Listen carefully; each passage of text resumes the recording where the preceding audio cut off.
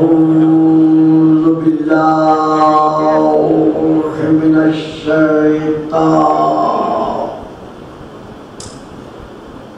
اللعين الرجيم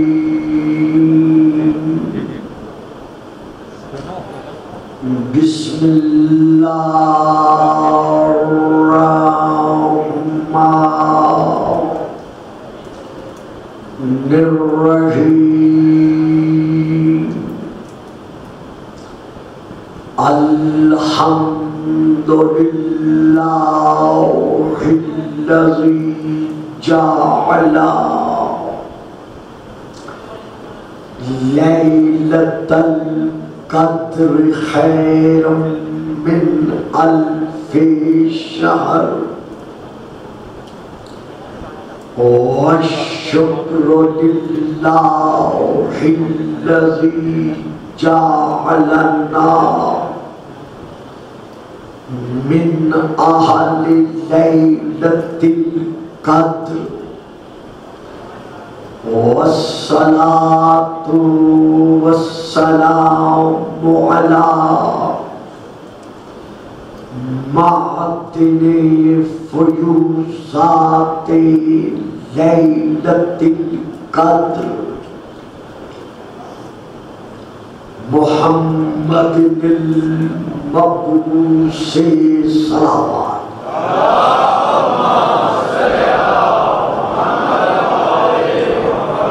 قبل ليلة القدر وعلى جواهر إلى ما ظهر في ليلة القدر ثم الصلاة على آله الذين هم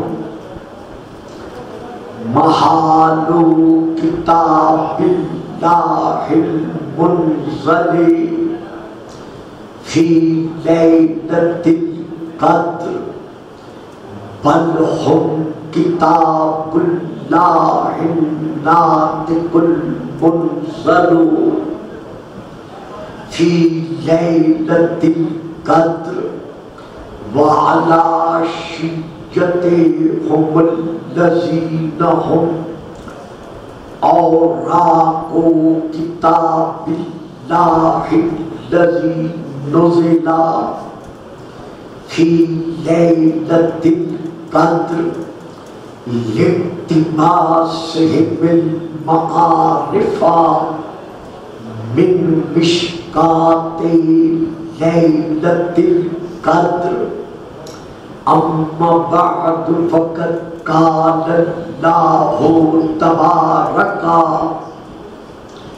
وتعالى الذي خالق ليلة القدر في كتاب القدر وما آتاكم الرسول فخذوه وما نهاكم عنه فانتهوا واتقوا الله إن الله شديد العقاب صلوات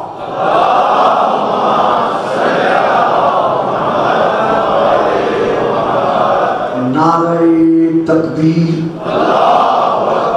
نعرہ تکبیر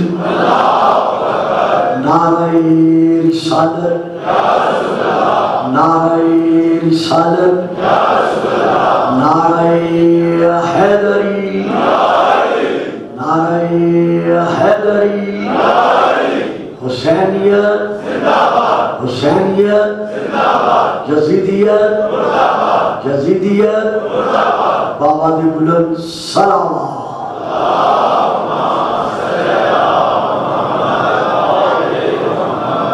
صاحبان علم و معرفت و محبت و مودت عاشقان رسول و آل رسول و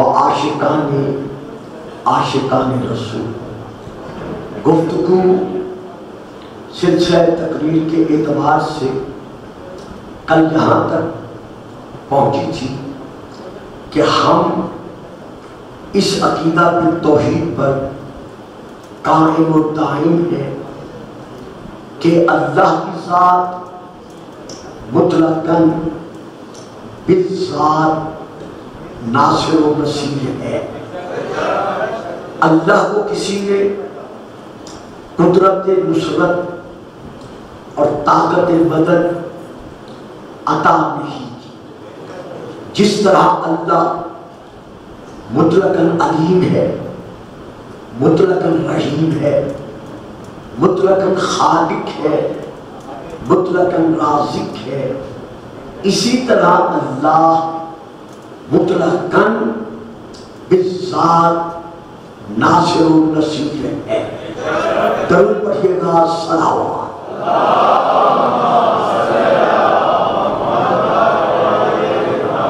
اب یہاں پر ہم یہ دیکھتے ہیں کہ جس طرح اللہ نے اپنے حق میں ارشاد فرمایا ہے وَمَن نَصْرُ إِلَّا مِنْ عِنْدِ اللَّهِ، کہ اللہ کی اپنی ذات ہی کی طرف سے نصرت، مددگاری اور یاری ہے۔ اب اللہ کی مشیت کے سائے میں جو انبیاء، اوصیاء، اولیاء جو قدرت الہیہ کے مظہر ہیں، ان کو اللہ نے یہاں کی نصرت خود عطا کر دیا ہے۔ جیسے کہ میں برابر عرض کرتا رہا ہوں، آج میں اس پہلو کو لے رہا ہوں کہ ارشاد خداوندی ہے، یہ سورہ نمبر 39 کی آیت نمبر 42 ہے۔ سورہ کا نام ہے الزمر، جس میں اللہ ارشاد فرما رہا ہے اللہ یتوفی الانفس حین موتہا، یہ اللہ ہی کی اپنی ذات ہے جو موت کے وقت روح کو قبض کرتی ہے۔ تو اس آیت سے یہ واضح ہوا کہ قابض الارواح خود اللہ کی اپنی ذات ہے۔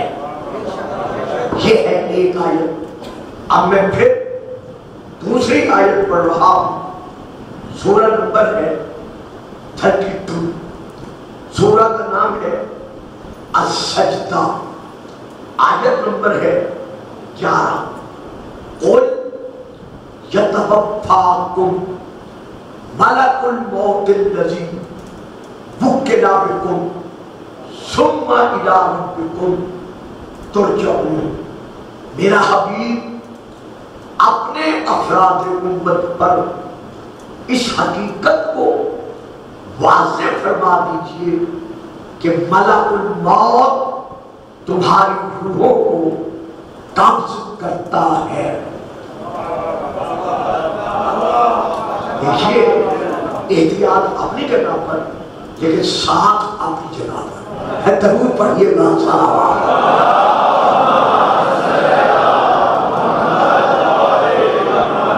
میرے معزز مکرم سامعین، پہلی آیت میں قرآنی فیصلے کے مطابق اللہ کا فرمان یہ ہے کہ اللہ تمہاری روحوں کو قبض کرتا ہے۔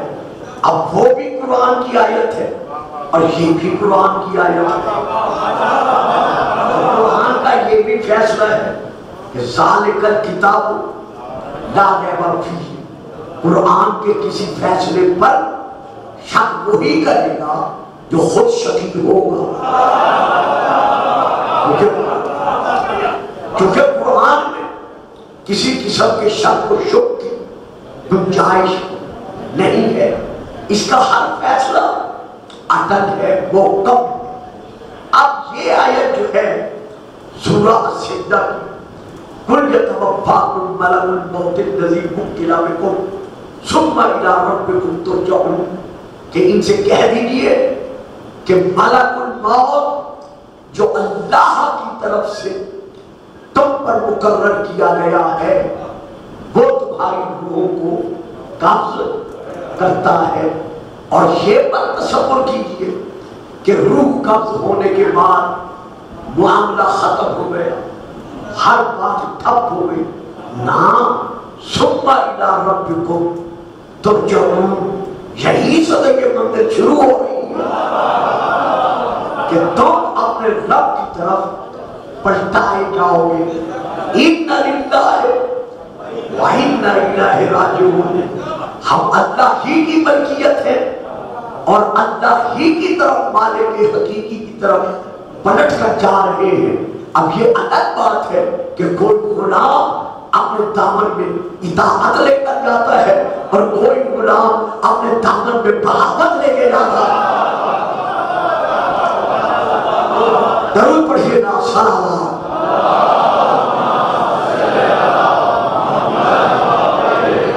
اب میں پھر آپ کے سامنے سورہ نمبر 16 آیت نمبر 32 النحل کی یہ آیت پڑھ رہا ہوں. الذین تتوفاہم الملائکۃ طیبین یقولون سلام علیکم ادخلوا الجنۃ بما کنتم تعملون. الذین تتوفاہم الملائکۃ طیبین, کچھ لوگ ایسے ہیں کہ جو شرک و کفر و نفاق کی نجاست سے پاک ہیں, ان کی روحیں ملائکہ قبض کرتے ہیں. یعنی کچھ لوگ جو کہ شرک کفر اور نفاق کی بیماری سے پاک ہیں, نجاست سے پاک ہیں, ان کی روحیں فرشتے ملائکہ قبض کرتے ہیں. اور ایسے لوگوں کے لیے روح قبض کرتے وقت انہیں ڈراتے نہیں, خوف نہیں دلاتے, ان کے بدن میں کپکپی پیدا نہیں کرتے, انہیں آنے والے وقت سے ڈراتے نہیں ہیں, بلکہ کیا کرتے ہیں, یقولون سلام علیکم ادخلوا الجنۃ, ان لوگوں سے کہتے ہیں ہمارا تم پہ سلام. درود پڑھیے گا, صلوات.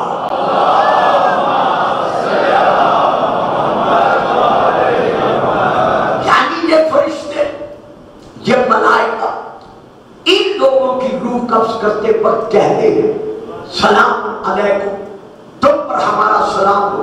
اور اس کے بعد کیا کہتے ہیں, ادخلوا الجنۃ, جاؤ سیدھے جنت میں داخل ہو جاؤ. یعنی ادھر روح قبض کرتے ہیں. پھر سنیں, بڑے آرام سے سنیں. یعنی جو لوگ طیبین ہیں, شرک و کفر نفاق کی نجاست سے پاک ہیں, ان کی روحیں ملائکہ قبض کرتے ہیں, اور قبض کرتے وقت ان کو ڈراتے نہیں بلکہ ان پر سلام پھینکتے ہیں. بھائی جب مومن پڑھتے وقت علیہ السلام ہو سکتا ہے تو جو خود کل ایمان ہے.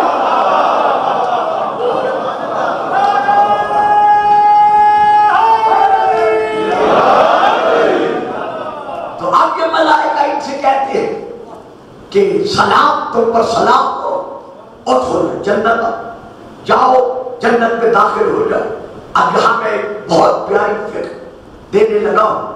خدا آپ سب کو سلامتی دے, ہمارے ملک کو سلامتی دے, اپنے آما قائم و دائم رہے.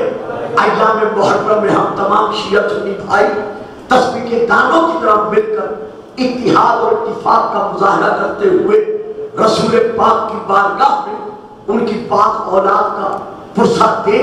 تو میں یہاں یہ کہنا چاہتا ہوں کہ جن لوگوں کے ذہنوں میں یہ تصور بیٹھا ہوا ہے کہ جی مر گیا, گڑھے میں دفن ہو گیا, اب پڑا ہے قبر, کب آئے گا یوم القیامت, کب ہوگا حساب, کب ہوگا کتاب, ابھی تو گیا نا, آرام سے سو رہا ہے.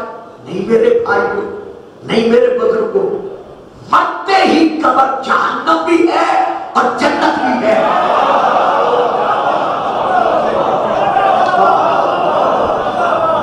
یعنی یہ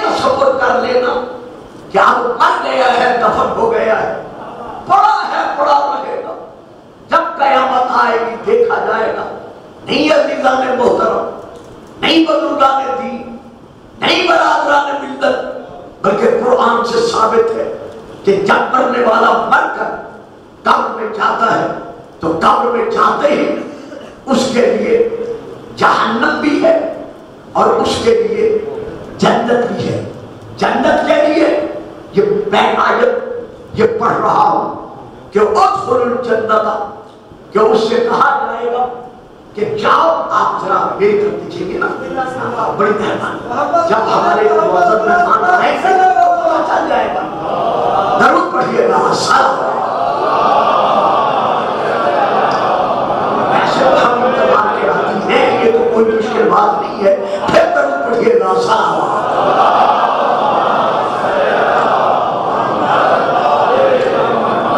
تو پہلی آیت تو یہی ہے کہ ملائکہ اس سے کہتے ہیں ادخلوا الجنت، جا سیدھا جنت میں داخل ہو جا، یہ ہے ایک آیت۔ اب میں دوسری آیت پڑھ رہا ہوں سورہ یاسین کی، جب حبیب النجار کو شہید کر دیا گیا، کچھ تاریخوں میں ہے پتھر مار کر انہیں شہید کیا گیا، اور کچھ تفسیروں میں ہے نہیں بلکہ ان کی پیشانی اور سر کے درمیان آرا رکھ کر ان کو دو حصوں میں چیر دیا گیا، تقسیم کر دیا گیا، ادھر ان کی شہادت ہوئی۔ اب پڑھیے قرآن کی تدخل الجنت، ادھر زمین پر گرا اور ادھر اس سے کہا گیا جا سیدھا جنت میں داخل ہو جا۔ معلوم ہوا قبر میں جنت ہے، دو دلیلیں۔ اب میں جہنم کی طرف آ رہا ہوں۔ النار یعرضون علیہا غدوا وعشیا، جب کوئی اپنے دامن میں فرعونی اعمال لے کے مر جاتا ہے، یعنی غرور و تکبر کا مجسمہ بن کر شیطان کی شیطانیت کی چلتی پھرتی تصویر بن کر ظلم و ستم اور جبر و استبداد کی علامت بن کر، بے دینی کا نمونہ بن کر جب کوئی مر جاتا ہے اور قبر میں جاتا ہے تو پھر کیا ہوتا ہے؟ صبح شام اس کی قبر میں آگ اس پر پیش کی جاتی ہے۔ واجب آپ بڑی چپ کر کے آپ بیٹھ گئے، میں نے آپ کو ڈرایا تو نہیں ہے، آپ چپ کر رہے ہیں، درود پڑھیے گا، صلوات۔ بابا یہ آیت فرعونیوں کے متعلق ہے، حسینیوں کے متعلق تو نہیں ہے جو آپ چپ کر رہے ہیں۔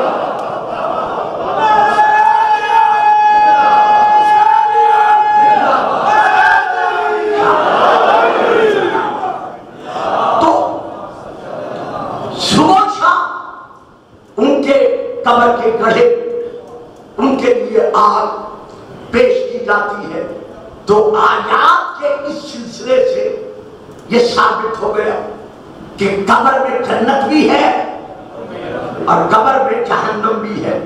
اب میں اپنی عادت کے مطابق، جو آج کل آپ جانتے ہیں میری عادت تقریر ہے، خطاب ہے، میں حوالہ دے رہا ہوں تفسیر الکشاف جلد نمبر 4، مطبوعہ بیروت لبنان، حضرت علامہ زمخشری علیہ الرحمہ کی، اس کی باہر کی جلد سبز کلر کی، اس کا بارڈر سنہری کلر کا، اس کا اندر کا کاغذ سفید عمدہ کاغذ، اس کی اوپر کی آیت قل لا اسألکم علیہ اجرن الا المودۃ فی القربی۔ اس آیت کی تفسیر میں حضرت علامہ زمخشری علیہ الرحمہ نے رسول کی 13 حدیثیں لکھی ہیں۔ اس میں میں 13 نہیں پڑھ رہا، میں صرف 1 یا 2 پڑھوں گا جن کا میرے مضمون سے تعلق ہے۔ پہلی حدیث یہ ہے، قال رسول اللہ صلی اللہ علیہ وآلہ وسلم الا ومن مات علی حب آل محمد مات شہیدا، خبردار جو دل میں آل محمد کی محبت رکھ کر مر جائے اسے مردہ نہ کہنا، اسے مردہ نہ کہنا، بلکہ میں صادق رسول، نبی الانبیاء، سید المرسلین، خدا کی منہ بولتی زبان، میں اعلان کر رہا ہوں کہ جو بھی میری آل کی محبت رکھتے ہوئے مر جائے وہ شہید ہے، یعنی قیامت کے دن جو رتبہ شہیدوں کا ہوگا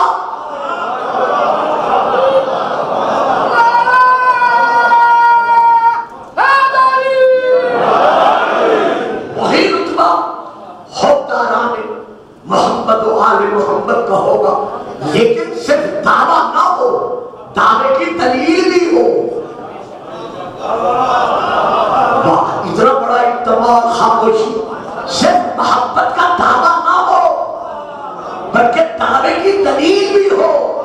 یہ کہنا کہ میں آل محمد کا غلام ہوں یہ الگ بات ہے، آل محمد کا کہنا کہ یہ میرا غلام ہے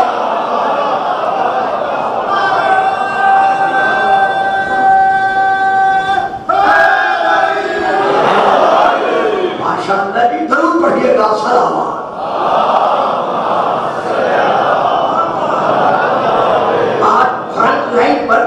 دروازے کا اثر ہے، یہی وجہ ہے کہ نعرے پیچھے سے لگ رہے ہیں، آگے سے بھی لگ رہے ہیں۔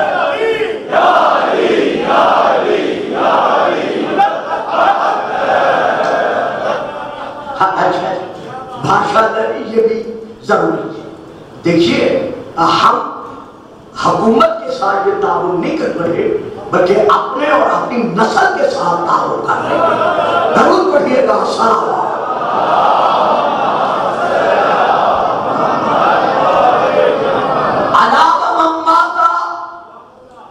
حب آل محمد مات شہیدہ، جو آل محمد کی محبت دل میں رکھ کر مر جائے خبردار سے مردہ نہ کہنا، بلکہ میں صادق رسول اعلان کر رہا ہوں کہ وہ شہید ہے، اس کا رتبہ شہیدوں کے ساتھ ہے۔ یہ ہے ایک حدیث۔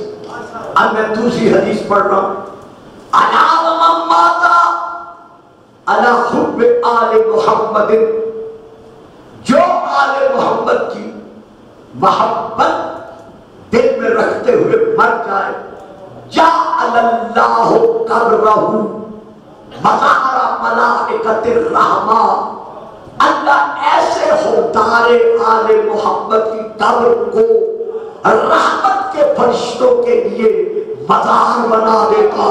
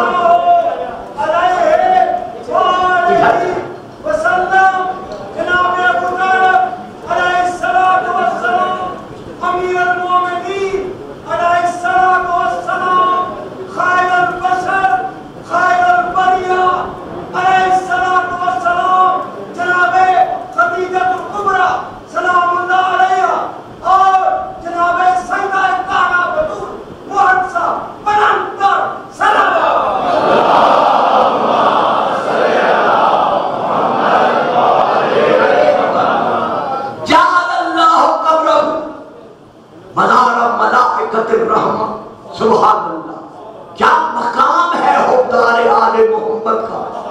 جب حبدار کا یہ مقام ہے تو مومن کا کیا مقام ہوگا کہ جو آل محمد کی محبت دل میں رکھ کر مر جاتا ہے، اللہ اس کی قبر کو فرشتگان رحمت کے لیے مزار بنا دیتا ہے۔ اب ایک فکرہ دے رہا ہوں، پھر تیسری حدیث پڑھ کے موضوع کی طرف رخ کرتا ہوں۔ بابا جب محبت آل محبت کا یہ صلہ ہے کہ فرشتے اس کی مزار، اس کی قبر کو مزار سمجھ کر طواف کرتے ہیں، تو جب فرشتوں کا حبدار آل محمد کی قبر پر آنا بدعت نہیں ہے تو پھر ہمارا آل محمد کی مزار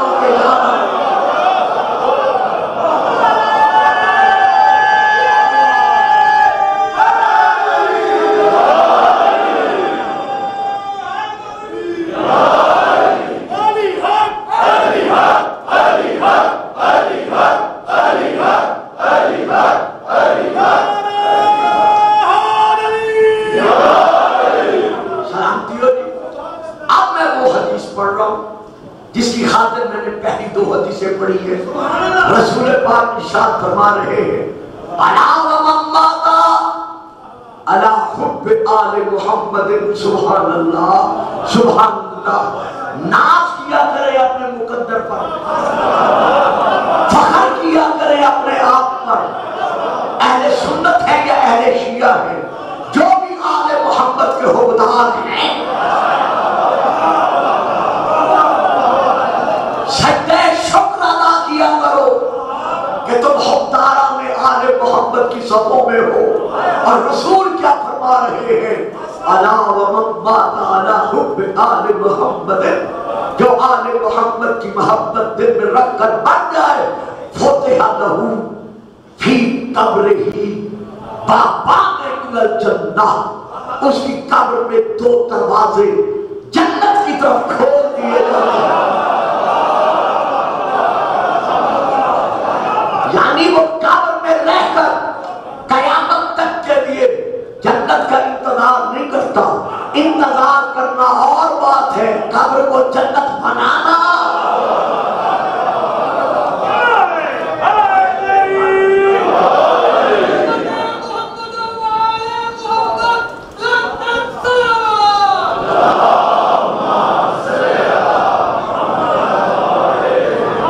تو ثابت ہو گیا قرآن سے بھی اور حدیث سے بھی کہ مرتے ہی قبر کا گڑھا نہیں رہتا، بلکہ وہ جنت بھی ہے اور وہ جہنم بھی ہے۔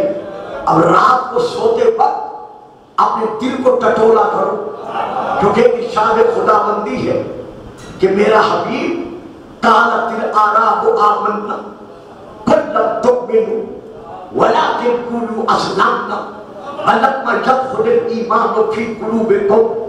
یہ کچھ عربی لوگ تجھ سے آ کر کہتے ہیں کہ ہم ایمان لے آئے، ہماری طرف سے انہیں فرما دو کہ نہیں تم یہ نہ کہو کہ ہم ایمان لائے، بلکہ تم یہ کہو اسلامنا، ہم اسلام لائے، کیونکہ ایمان تو ابھی تمہارے دلوں میں داخل ہی نہیں ہوا۔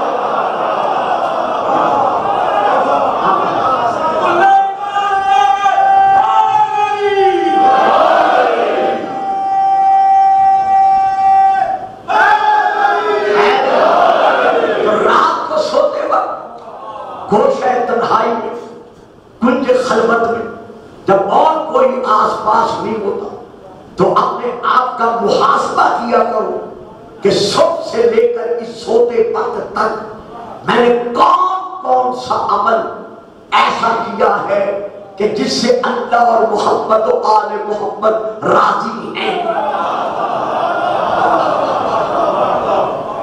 کون سی گفتگو میں میں نے ایسی روش اختیار کی ہے کہ جس سے اللہ کا رسول اور آل محمد مجھ سے راضی ہیں۔ اگر راضی ہیں تو جنت ہے، کیونکہ موت کا کوئی پتہ نہیں ہے۔ حضرت علی علیہ السلام فرماتے ہیں غذا کے دسترخوان پر بیٹھو، سامنے دسترخوان پر کھانا چنا ہوا ہو، اس کا تم لقمہ اٹھا کے زبان پر رکھو، منہ کے اندر زبان پر رکھو، پھر بھی یہ یقین نہ کرو کہ حلق سے نیچے اترے گا۔ موت اتنی قریب ہے کہ مولا فرما رہے ہیں پھر بھی یقین نہ کرو کہ یہ حلق سے نیچے اترے گا۔ تو رات کو سوتے وقت اپنا محاسبہ کیا کرو کہ میرے کس فعل سے اور کس عمل سے محبت محمد و آل محمد کی خوشبو آ رہی ہے۔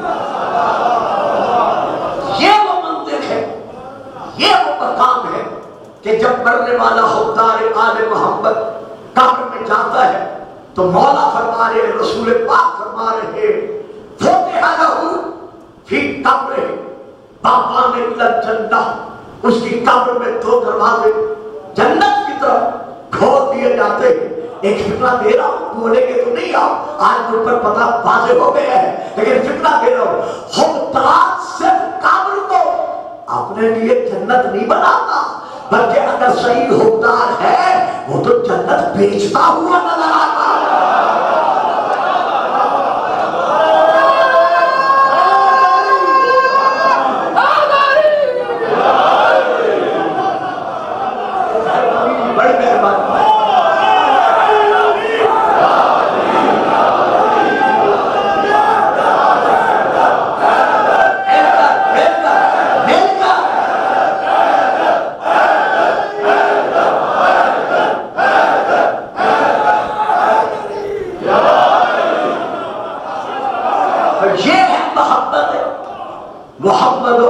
محمد کا صلہ.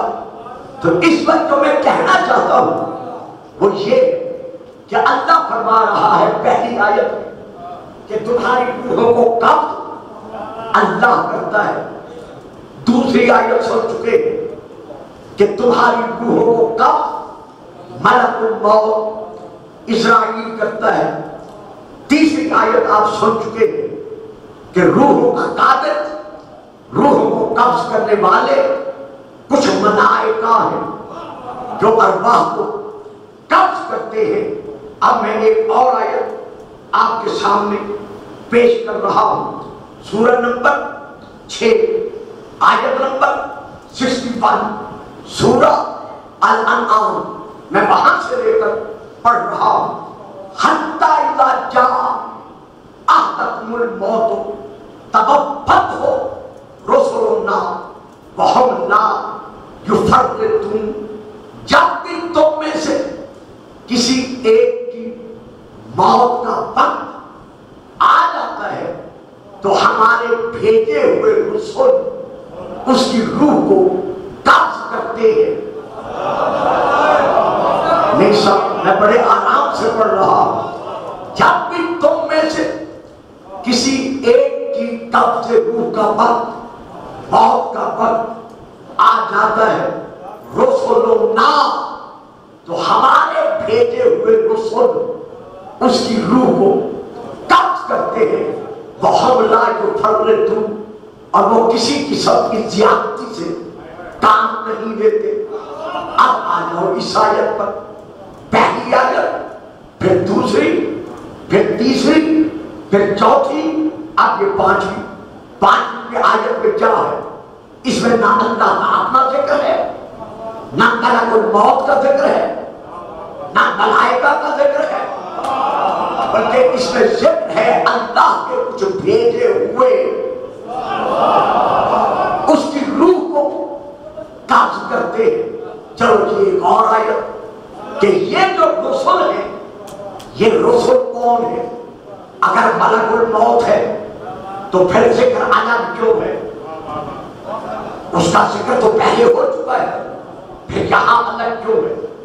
اگر ملائکہ ہے تو ان کا تذکرہ بھی پہلے کیا جا چکا ہے، پھر یہاں تذکرہ علیحدہ کیوں ہے؟ تو یہ رسول کون ہے؟ میں پھر آیت پڑھ رہا ہوں.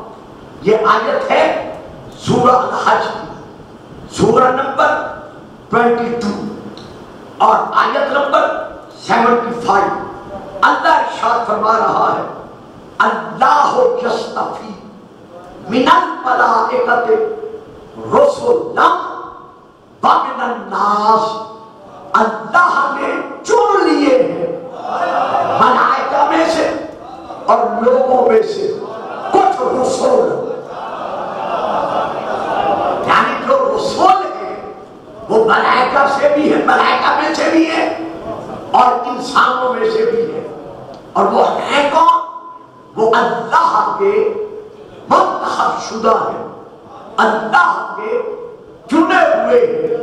تو اب پتا چل گیا نا کہ روح کا قبض کرنا، اس پر ایک آیت ہے اللہ کرتا ہے، دوسری آیت ہے ملک الموت کرتا ہے، تیسری آیت ہے ملائکہ کرتے ہیں، چوتھی آیت ہے اللہ کے بھیجے ہوئے رسول کرتے ہیں.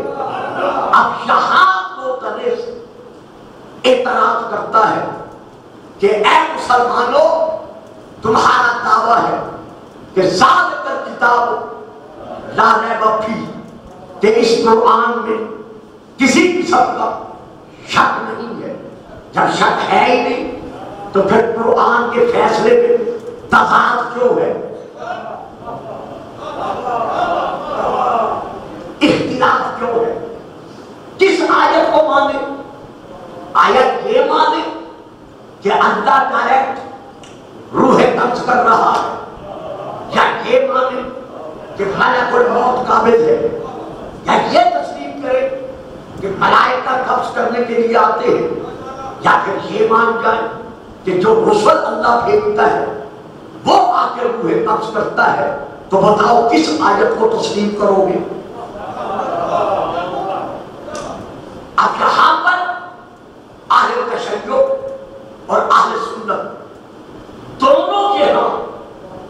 تفسیر موجود ہے دونوں کے، وہ یہی ہے کہ فاعل حقیقی اللہ ہے۔ نہیں اہلیان لاہور، آج میرے سامنے لاہور کا انتہائی منتخب شدہ کئی آف پیپل میرے سامنے موجود ہے، مجھے یہاں تشریح کرنے کی ضرورت نہیں ہے۔ مفسرین شیعہ نے بھی اور مفسرین غیر شیعہ نے بھی جو اس کی تشریح کی ہے، تفسیر لکھی ہے، وہ یہی لکھی ہے کہ قرآن میں کوئی تضاد نہیں ہے، قرآن میں کوئی اختلاف نہیں ہے، بلکہ فاعل حقیقی اللہ ہے، یعنی اصل میں ذاتاً مطلقاً حقیقتاً جو قبض روح کا فعل ہے اس کی نسبت ہے اللہ کی طرف، یعنی قابض الارواح حقیقتاً اگر کوئی ذات ہے تو اللہ کی ذات ہے۔ اب اگر ملک الموت روح قبض کر رہا ہے تو اذن اللہ کا ہے، اگر ملائکہ ارواح کے قابض ہے تو حکم اللہ کا ہے، اگر رسول آ کے روح قبض کر رہے ہیں تو یہاں بھی مشیت اللہ کی ہے۔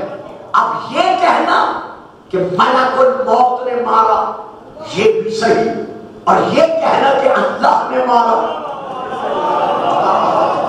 کیونکہ ملک الموت کا یہ قوت اور یہ طاقت دینے والا اللہ ہے، تو اگر کہو گے اللہ نے مارا تب بھی صحیح ہے، اور اگر کہو گے ملک الموت نے مارا تب بھی صحیح ہے، کیونکہ ملک الموت اللہ کے ارادے کے سائے میں آ کے موت دے رہا ہے۔ تو جب ان کا فعل اللہ کی طرف نسبت پا سکتا ہے تو پھر علی کی مدد اللہ کے طرف،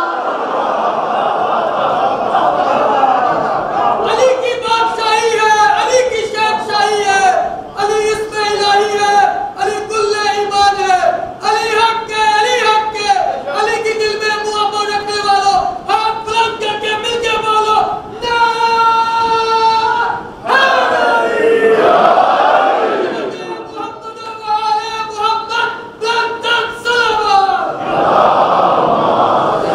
سبحان اللہ۔ اب آپ کو یاد ہوگی ایک آیت جو آپ بچپن سے جب ماں کے ساتھ ان کو گودیوں میں بیٹھ کر مجلسے سننے آتے تو آپ یہ آیت سنتے رہے ہیں، وَمَا تَشَاءُونَ إِلَّا أَن يَشَاءَ اللَّهُ۔ اے محمد و آل محمد، تم نہیں چاہتے مگر وہی چاہتے ہو جو اللہ چاہتا ہے، تو جب ان کا چاہنا اللہ کا چاہنا ہے،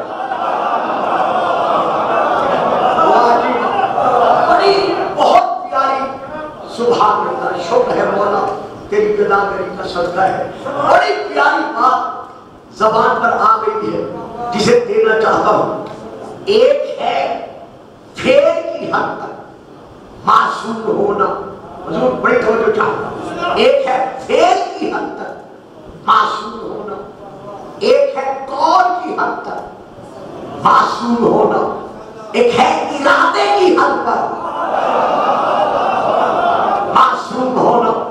قول کی حد پر معصوم ہونا، وما ينطق عن الهوى ان هو الا وحی یوحی، میرا حبیب میری وحی کے بغیر بات نہیں کرتا، یہ ہے قول کی حد تک معصوم ہونا۔ پھر ہے فعل کی حد پر معصوم ہونا، ان الذین یبایعونک انما یبایعون اللہ ید اللہ فوق ایدیہم، میرے حبیب یہ جن لوگوں نے تیرے ہاتھ پر بیعت کی ہے انہوں نے تیرے ہاتھ پر بیعت نہیں کی بلکہ مجھے اللہ، بلکہ اللہ کے ہاتھ پر انہوں نے بیعت کی ہے۔ تو یہ ہے فعل کی حد پر معصوم، یہ ہے فعل کی حد پر معصوم ہونا۔ وما رمیت اذ رمیت ولکن اللہ رما، میرے حبیب، میرے قریب، میرے محبوب، میرے مطلوب، میرے مقصود، میرے یاسین، میرے متمم، میرے مدثر، میرے طہا، میرے مصطفیٰ، میرے مجتبی، میرے احمد میرے محمد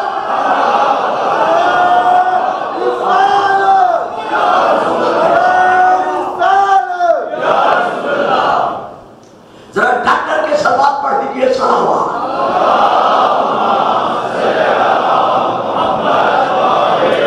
میرے احمد میرے محمد یہ جو تم نے کنکریاں پھینکی ہے کفار مکہ کی طرف یہ تم نے نہیں پھینکی بلکہ میں نے پھینکی ہے یار میرا نبی کنکریاں پھینک دے تو ہم سب مانتے ہیں کہ یہ اللہ کی مرضی کے سائے میں ہے اور میرا نبی علی کو بستر پہ سلا دے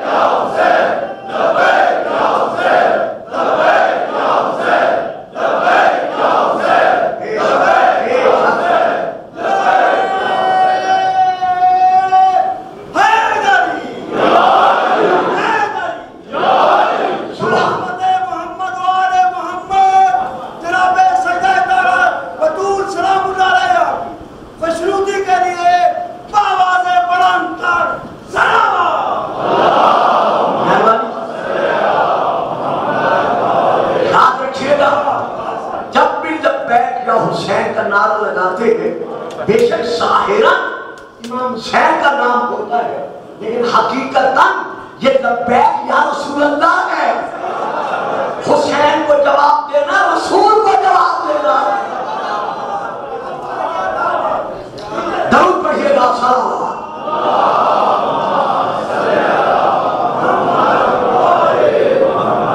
تو اب یہاں کیا ہے وما تشاءون ارادے کی حد پر معصوم ہونا بات ذہنوں سے کی تو نہیں نا ایک ہے قول کی حد پر معصوم ہونا ایک ہے فعل کی حد پر معصوم ہونا اور ایک ہے فکرہ دے رہا ہوں بالکل توجہ میری طرف ہے اب اگر کسی نے ادھر دیکھا تو میں آج کروں گا کہ بھائی جان فکرہ لے لو پھر دیکھتے رہو ایک ہے قول کی حد پر معصوم ہونا ایک ہے فعل کی حد پر معصوم ہونا اور ایک ہے ارادے کی حد پر معصوم ہونا یہی وجہ ہے کہ 14 معصوموں سے کبھی ترک اولا نہیں ہوا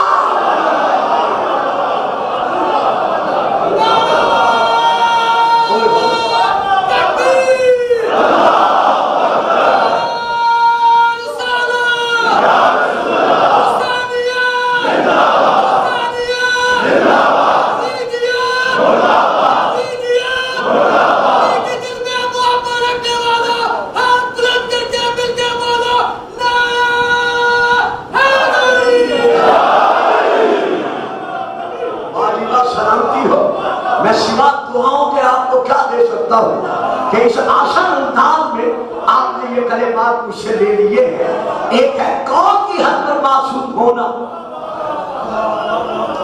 ایک ہے فعل کی حد پر معصوم ہونا اور ایک ہے ارادے کی حد پر معصوم ہونا یہ 14 معصوموں کا مقام عصمت ہے کہ ان سے کبھی ترک اولا ہی نہیں ہوا اب میں یہاں پر اسی سلسلے میں ایک اور تفسیر کا حوالہ دے رہا ہوں کہ ان کا فعل حقیقتاً اللہ سے نسبت رکھتا ہے تو اب جو میں حوالہ دے رہا ہوں وہ شیعہ تفسیر کے حوالے سے میں عرض کر رہا ہوں تفسیر الصافی جلد نمبر 5 وہاں سے میں لے کے پڑھ رہا ہوں صفحہ نمبر 294 قال صلی اللہ قال امام کاظم علیہ السلام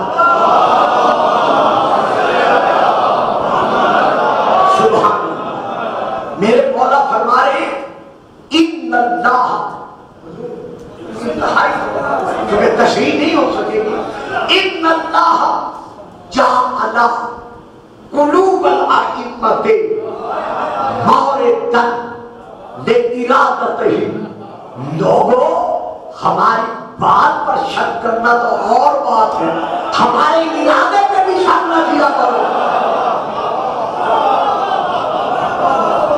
آپ فرماتے ہیں یہ میں حوالہ دے چکا ہوں تفسیر موجود ہوگی بلکہ ہے ان اللہ جعل قلوب الائمۃ مورداً لارادتہ، بالتحقیق اللہ نے اللہ بے شک اللہ نے ہم محمد و آل محمد کے دلوں کو اپنے ارادوں کے ظاہر ہونے کا مرکز بنایا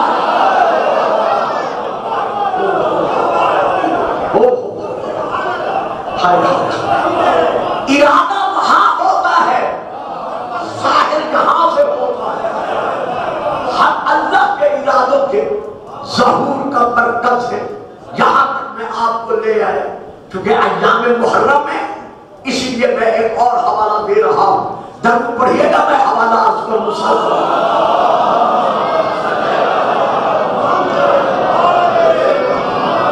اب جو میں حوالہ دے رہا ہوں یہ امام حسین علیہ السلام کی زیارت مطلقہ کا حوالہ ہے، یعنی جب کوئی زائر امام پاک کا یہ زیارت مطلقہ کی عبارت کو پڑھتا ہے تو اس میں وہ پڑھتے ہوئے آواز دیتا ہے، یعنی کلمات کہتا ہے کہ اے محمد و آل محمد من اراد اللہ بدأ بکم۔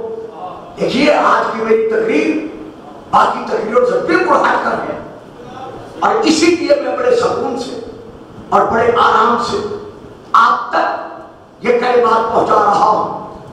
من اراد اللہ بدأ بکم، جو بھی تم میں سے ایسا ہے کہ اللہ اس کے لیے ارادہ کرتا ہے تو اے محمد و آل محمد خدا اپنا ارادہ آپ کے وسیلے سے اس پر ظاہر کرتا ہے، یعنی اللہ اپنا ارادہ آپ کے وسیلے سے اس پر ظاہر کرتا ہے۔ دو جملوں کے بعد پھر ظاہر کہتا ہے اے محمد و آل محمد بکم فتح اللہ وبکم یختم اللہ، یہ تمہارا مقام ہے کہ اللہ نے پوری کائنات کا آغاز تمہارے وسیلے سے کیا اور پوری کائنات کا انجام تمہارے وسیلے کے ساتھ ہوگا۔ اول ما خلق اللہ نوری، خدا نے سب سے پہلے اگر کچھ خلق کیا ہے تو وہ مجھ محمد کا نور ہے، لیکن اکیلا میرا نور نہیں تھا۔ خلقت انا وعلی من نور واحد، علی کا اور میرا نور ایک ہی وقت میں خلق ہوا ہے، صرف میرا اور علی کا نور نہیں تھا۔ اولنا محمد وآخرنا محمد وآخرنا محمد وکلنا محمد، اے محمد و آل محمد، اللہ نے پوری کائنات کا آغاز آپ سے کیا ہے اور پوری کائنات کا انجام بھی آپ پر ہوگا جب تک آپ کا بیٹا ہادی مہدی نہیں آئے گا۔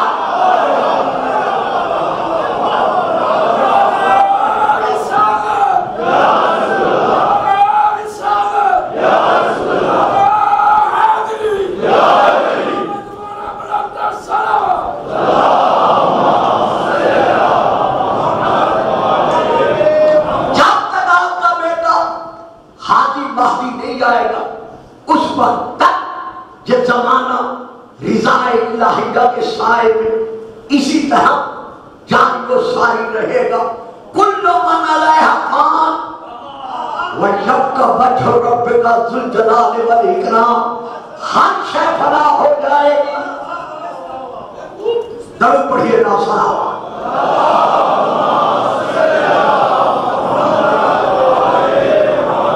ایک بار پھر بھی صلوات۔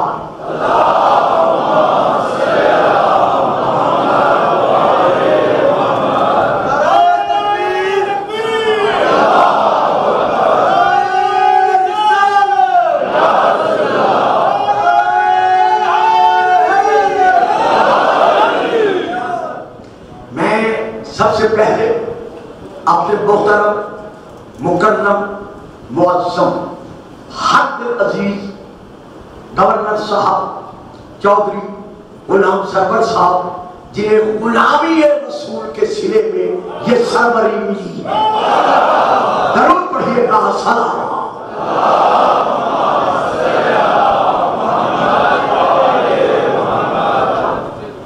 تو یہاں پر مکمل طور پر میں پوری قوم کی طرف سے عطا گہرائیوں سے سبھی میں قلب سے ان کا شکر گزار کہ انہوں نے ذکر محمد و آل محمد میں شرکت فرما کر یہ ثابت کیا ہے کہ اولاد رسول کا غم صرف کسی فرقے سے مخصوص نہیں ہے، کسی ٹولے سے یا کسی گروہ سے مخصوص نہیں ہے، بلکہ جو بھی رسول پاک کا صادق سچا حقیقی عاشق ہے اور امتی ہے، اس کے دلوں میں آل رسول کی محبت اسی طرح موجود ہے جیسے رسول حکم دے کے گئے ہیں۔ اسی طرح ہم محترم مکرم جناب علامہ الحاج ڈاکٹر محمد حسین اکبر صاحب کے بھی تہہ دل سے شکر گزار ہیں کہ انہوں نے ہمارے انتہائی معزز مہمان کو اس انداز میں اور اس وقت میں پیش کیا جس وقت میں ہماری دھڑکنیں ذکر رسول اور آل رسول میں بات تھی، تو اب وہی دھڑکنیں آپ کو دعائیں دے رہی ہیں۔ اسی طرح میں محترم مکرم ان مجالس کے منتظم محترم سید السادات جناب حضرت سید محسن ندوی صاحب کا بھی شکر گزار ہوں کہ اتحاد بین المسلمین کی تمام تر حدود کو قائم رکھتے ہوئے انہوں نے ہمارے محترم گورنر صاحب کو دعوت دے کر یہ منوا لیا ہے کہ پاکستان کا ہر شیعہ اور ہر سنی یہ دیکھ رہا ہے کہ ہماری حکومت بھی وہی امن قائم کرنا چاہتی ہے اور ہم بھی حکومت کے ساتھ اسی امن کے قیام کے لیے کل بھی ساتھ تھے اور آج بھی ساتھ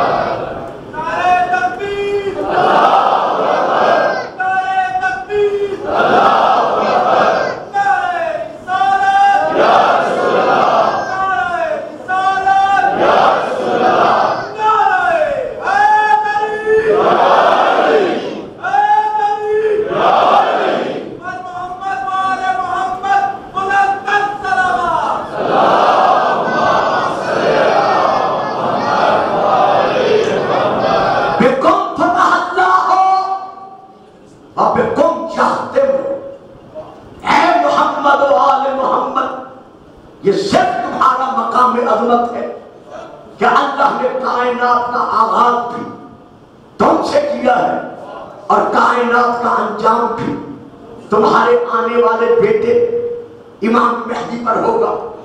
اس کے بعد پھر ظاہر کہتا ہے وَبِقُمْ شَمْهُ مَا يَشَاءُ وَيُثْبِتُ، یا رسول اللہ یہ اللہ نے آپ کو شرف بخشا ہے اور یہ عظمت آپ کی اولاد کو اللہ نے عطا کی ہے کہ آپ کے اور آپ کے گھرانے کے وسیلے سے تقدیریں بنتی بھی ہیں اور گزرتی بھی ہیں۔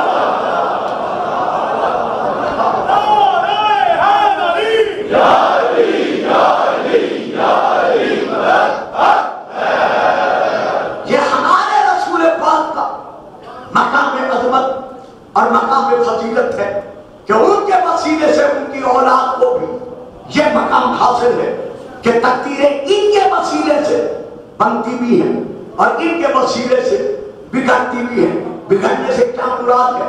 جو ان کو چھوڑ جائے تقدیر رخ موڑ لیتی ہے، اور جو صرف کے دل سے غلامی محمد و آل محمد کو قبول کر لیتا ہے، بڑا اچھا شعر ہے، کبھی کبھی زبان پر آ جاتے ہیں، آپ جانتے ہیں، میں اشعار تقریر میں نہیں پڑھا کرتا کیونکہ اتنا وقت نہیں ہوتا۔ کی محمد سے وفا تو نے بڑی خاموش ہو گئے، کی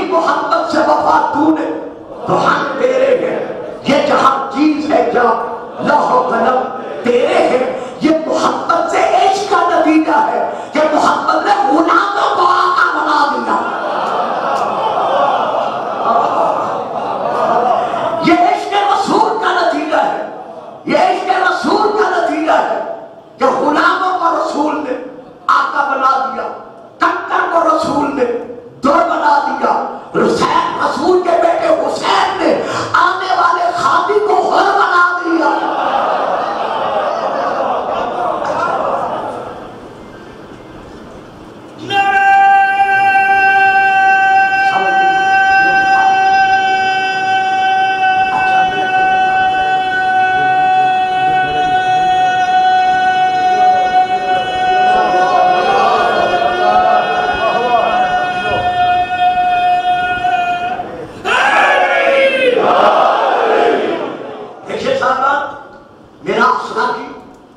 ملکی ایمانی اسلامی یہ فریضہ ہے. میں ہر روز ہر شب آپ کے سامنے خطاب کر رہا ہوں، لیکن آج میرا دل چاہتا ہے کہ جیسے ہی ہمارے گورنر صاحب تشریف فرما ہوئے میں ان کو دعوت خطاب دوں کہ وہ تشریف لائیں اور محمد و آل محمد کے صدقے میں جو انہیں مقام حاصل ہوا ہے وہ اس اعتبار سے اپنے جذبات کا اپنے الفاظ میں آپ کے سامنے اظہار فرمائے، اور رسول اور رسول کی آل کے ہاں جو دفتر موجود ہے حکمداروں کے نام لکھے جانے والا اس میں تو اپنا نام لکھوائے.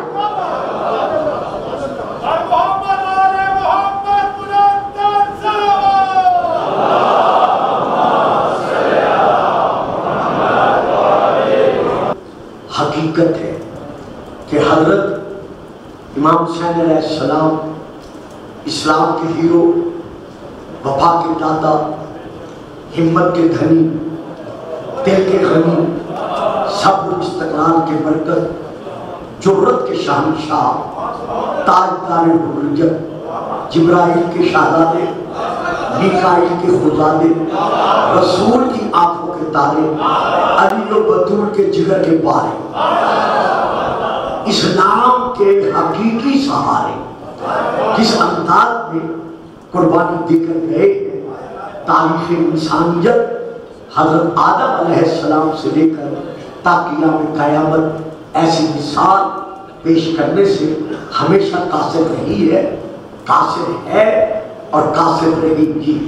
کتنی عظیم قربانی ہے ہمارے گورنر صاحب نے انتہائی مختصر سے لفظوں میں جو تاریخ کو بلکہ تاریخ کے سمندر کو ایک گزر میں سمو کے رکھ دیا ہے.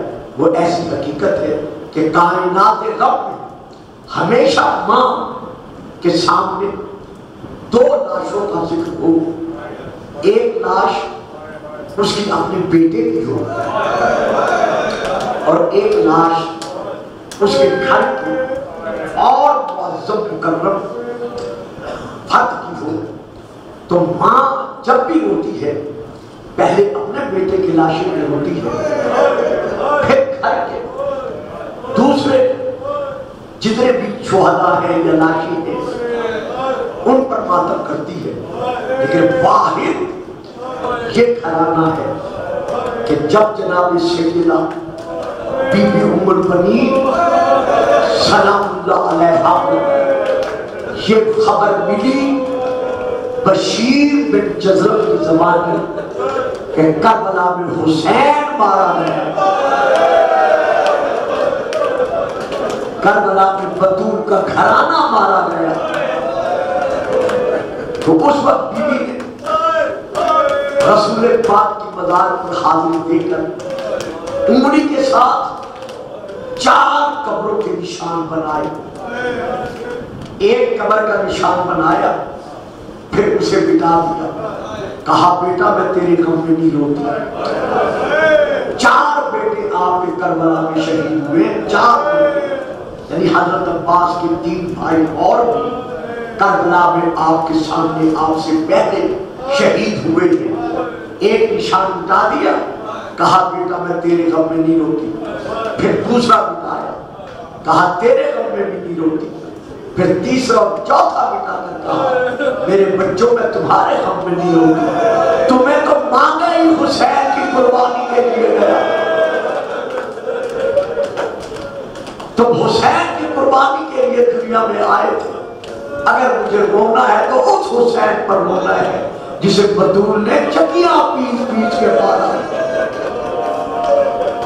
جب اسی بشیر بن جزرم مدینے میں ندا دیتے ہوئے کہا تھا مدینے والوں روضہ رسول کا چراغ بجھ گیا، حسین مارا گیا، بنی ہاشم کے گھرانے اجڑ گئے۔ جب اس نے کہا نا حسین مارا گیا، پورے محلے بنی ہاشم میں ایک کوڑا میں ماتم بپا ہوا۔ آپ نے اپنی ایک تنیز کو بھیجا بی بی ام المؤمنین علیہ السلام نے کہ جاؤ جا کر اسے ندا دینے والے منادی کو دروازے پر بلا لاؤ۔ جب یہ منادی دروازے پر آیا آپ نے اندر تم وہاں دروازے کے پیچھے کھڑے ہو کر آواز دے کر کہا منادی کیا ندا دے رہا ہے؟ کہتے ہیں بی بی کربلا میں حسین مارا گیا۔ جب اس نے کہا نا حسین مارا گیا، اندر سے تھانے مار کر بی بی نے کہا بتا جب حسین مارا جا رہا تھا عباس کہاں تھا؟ اللہ اکبر اللہ اکبر۔ جب بی بی نے پوچھا نا عباس کہاں تھا، یہ روتے ہوئے عرض کرتے ہیں بی بی کیا میں جسارت کر سکتا ہوں؟ آپ بیان فرمائیں گی کہ آپ کون سی خاتون ہیں؟ فرمایا میں علی کا حرم، حسنین کو پالنے والی ماں، عباس کی ماں ام البنین ہوں۔ جب کہا نا میں ام البنین ہوں، یہ رو کر کہتے ہیں بی بی تیرا عباس مارا گیا کربلا میں، میں تجھے عباس کا پرسہ دیتا ہوں۔ جب اس نے کہا نا میں پرسہ دیتا ہوں، بی بی نے اندر سے کہا لا لا مجھے عباس کا پرسہ نہ دے، اگر دینا ہے تو مجھے غریب لاہر کا پرسہ دے۔ مرحبا مرحبا بدور دعائیں دے رہی ہے۔ آج کی رات جب بھی رونا ہے سوچ کے نہیں رونا، زہرا کا لال صرف دو راتوں کا مہمان۔ فرمایا اگر مجھے فرصت دینا ہے تو غریب الزہرا کا فرصت دے، مظلوم الزہرا کا فرصت دے۔ اچھا مجھے یہ بتا جب حسین مارا جا رہا تھا عباس کہاں تھا؟ کیا عباس زندہ تھا؟ یہ طرف کر کہتا ہے بی بی بی عباس پہلے شہید ہو گیا۔ کہا جب عباس شہید ہوا تو مجھے بتا کیسے شہید ہوا، کس کا باپ عباس پر کارگر ثابت ہوا؟ یہ کہتا ہے کہ ظالم نے عباس کے سر پر گرد مارا تھا۔ جب اس نے کہا نا سر پر گرد مارا تھا، بی بی جلال میں آ کر کہتی ہے خاموش میرے دودھ کی توہین نہ کر۔ کس کی ضرورت ہے جو میرے عباس کے بازوؤں کے ہوتے ہوئے اس کے سر پر وار کر سکے؟ جب کہا عباس کے بازوؤں کے ہوتے ہوئے اس کے سر پر وار کر سکے، بشیر کی چیخیں نکل گئی، رو کر کہتے ہیں بی بی بازو پہلے کٹ گئے۔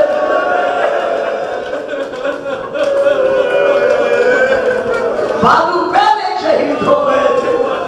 جب حضرت عباس کا میدان کربلا بوقت جہاد دایاں بازو شہید ہوا تو آپ نے آواز دے کر کہا اکبر کا صدقہ گیا۔ جب دوسرا بازو شہید ہوا فرمایا اصغر کا صدقہ گیا۔ جب دونوں بازو شہید ہو گئے عباس نے منہ میں ایک یوں تلوار سنبھالی، تلوار کی دھار، کتاب کا نام خصائص العباسیہ عربی میں، تلوار کی دھار یوں سامنے رکھی، سامنے تلوار کی دھار رکھ کر 500 یزیدیوں کو جہنم پہنچایا۔ اب اندازہ لگاؤ شجاعت عباس کا کہ کتنی معجزانہ انداز میں اللہ کے مقام شجاعت عباس کو بخشا ہوا تھا۔ لیکن جب کربلا کا تیر آ کر مشکیزے پر لگا اور سارا پانی زمین پر بہہ گیا تو اس وقت عباس نے آواز دے کر کہا اپنی سواری کو، گھوڑے کو، خبردار اب مجھے خیمے نہیں لے جانا۔ اب عباس خیمے میں جانے کے قابل نہیں رہا۔ کیسے آپ کی سواری کی گھر گھر پر غازی کی وفا کے علم لہرانے والوں عمر بن سعد مرحوم نے آواز دے کر کہا یزیدیوں، شامیوں، کوفیوں عباس کے بازو سلامت نہیں رہے. جس نے علی سے بدلہ لینا ہو علی کے عباس سے بدلہ لے لو. چاروں طرف سے تیر برسے سر سے لے کر پاؤں تک جناب عباس تیروں میں چھپ گئے. کسی نے نیزہ مارا, کسی نے گرد مارا. جب آپ کی آنکھوں میں آ کر تیر لگے تو آپ نے سر جھکایا کہ گھٹنوں میں سر رکھ کر کسی طرح تیر نکالے. ابھی سر جھکایا ہی تھا کہ ایک ظالم نے سر پہ گرد مارا. کتاب کا نام ہے دمت الساقبہ. درمیان سے سر پھٹ گیا, دماغ نکل کر شانوں پر گرا. میں نے پڑھ دیا, آپ نے سن لیا. پتہ میں اس بہن کو چلا جو دروازے پر کھڑے ہو کر کہہ رہی تھی واہ حجابہ, ہائے میرا پردہ. سیدہ زینب رو رو کے کہہ رہی تھی بیویو اپنی اپنی چادریں سنبھال لو. مرحبا مرحبا مرحبا. جس کے سہارے میں نے وعدہ کیا تھا کہ تمہاری چادروں کو کوئی میلی آنکھ بھی نہیں دیکھ سکتا, وہ زین سے زمین پر آیا, ادھر گھٹ لگا, آپ کا سر جھکا. ایک ظالم نے آپ کی کمر میں نیزہ مارا. اتنے زور سے نیزہ لگا کہ عباس زخمی حالت میں منہ کے بل زین سے زمین پر آئے. میرے مولا غازی خود فرماتے ہیں اے فائزو اے ذاکرو, جب بھی رونے والوں کے درمیان میرا مصائب پڑھا کرو تو بے شک میرا سارا غم کا ذکر کیا کرو, لیکن ان سے اتنا ضرور پوچھا کرو کہ عباس تم سے پوچھ رہا ہے کہ جب بھی کوئی سوار زین سے زمین پر گرتا ہے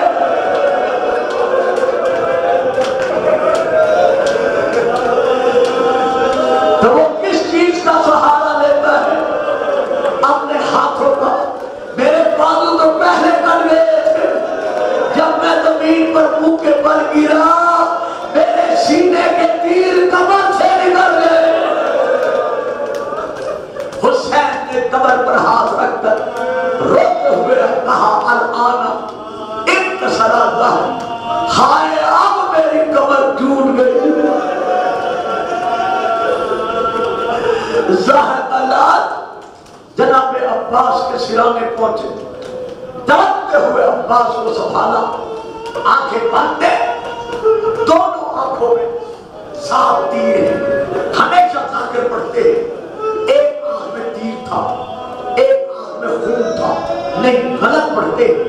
جو پوری تاریخ ہے, صحیح تاریخ ہے, وہ یہ ہے کہ غازی کی دونوں آنکھوں میں 7 تیر لگے. رونے والوں, اداکاروں, غازی کی غلامی کا دم کرنے والوں, ذرا اندازہ لگاؤ غریب زہرا کے تڑپنے کا کیا عالم ہوگا. بلکہ میں یہاں ایک فکرہ کہا کرتا ہوں, آج لاہور میں پہلی بار کہہ رہا ہوں, حالانکہ زندگی گزر گئی ہے, لیکن میں یہ فکرہ کہا کرتا ہوں عباس زمین پر نہیں گرا بلکہ اسی وقت حسین شہید ہو گیا. عباس زمین پر نہیں گرا, شیطانیوں کی چادریں اسی وقت لٹ گئی. حسین نے عباس کا سر اٹھایا, اٹھا کے گودی میں رکھا. گودی میں رکھ کر امام نے عباس کی دونوں آنکھوں سے 7 تیر نکالے. تیر نکال کر ابا کے دامن کے ساتھ روتے ہوئے حسین عباس کا خون صاف کیا. صاف کر کے فرماتے عباس عباس ساری زندگی بھائی ہوتے ہوئے اپنے آپ کو میرا غلام کہواتا رہا. جب بھی میں نے تجھے آواز دی ہے تو نے جواب میں کہا یا سیدی لبیک یا مولایا. کبھی تو نے بھائی نہیں کہا اپنے آپ کو.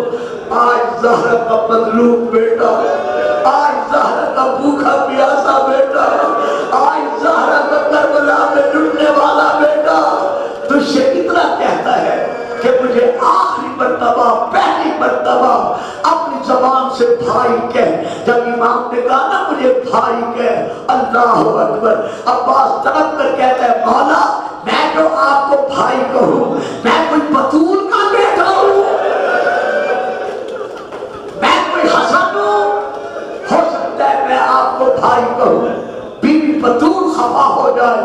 اتنا کہنا تھا یا میدان سے ایک مستور کے رونے کی آواز آئی، آواز دے کر کہا نہیں ہو میرا وفادار بیٹا، نہیں ہو میرا علمدار بیٹا، نہیں ہو میرا عباس بیٹا، اب بیٹا تو بھائی کے.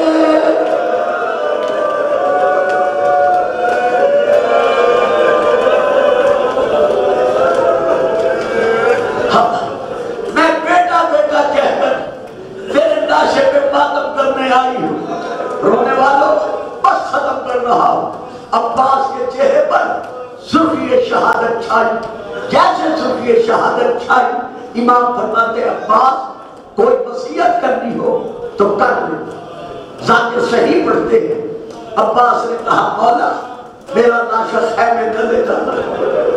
سکینہ بچوں کے ساتھ جب پانی کے خالی جام لے کر میرے لاش پر آئے اور آ کر کہے گی چچا پانی،